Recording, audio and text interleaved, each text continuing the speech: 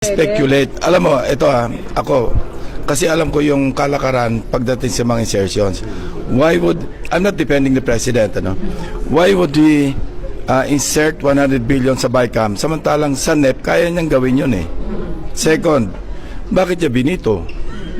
Bakit niya in-FLR? Oh. So unbelievable, incredible? No, I'm not saying it's unbelievable.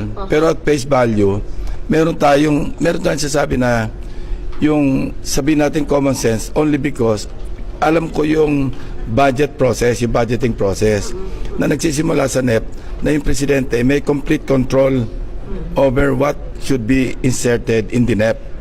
So kung ganun na pala, ba't sa BICAM pa siya magpapa-insert? Na hindi siya part ng BICAM? Hindi siya part ng BICAM eh. Sa dapat sa NEP pa lang, sinabihan niya na yung DBM, sinabihan niya yung DBCC, oy, maglagay kayo ng 100 billion sa DPWH. And okay, after assuming na totoong nagpa-insert sa BICAM, ba't yung bibito? Dito. Ako, personal ko yung opinion. Personal ko yung opinion to. Unang-una, kung maaalala nyo, ang presidente ang nagpasabog nito sa SONA mismo. At simula nung SONA, hanggang ngayon, hindi lang salita ang ginawa ng presidente, konkretong aksyon ang ginawa ng presidente para mapanagot lahat ng dapat managot. Binuo ang ICI, ang dami ng mga kinasuhan, lahat ng mga reforma natin sa DPWH, sinabi ng Pangulo, gawin natin lahat yan. At most importantly, sabi niya, wala tayong sisinuhin kung saan tayo dadali ng ebidensya, doon tayo pupunta, kahit sino pa yan, kahit kamag-anak pa niya yan.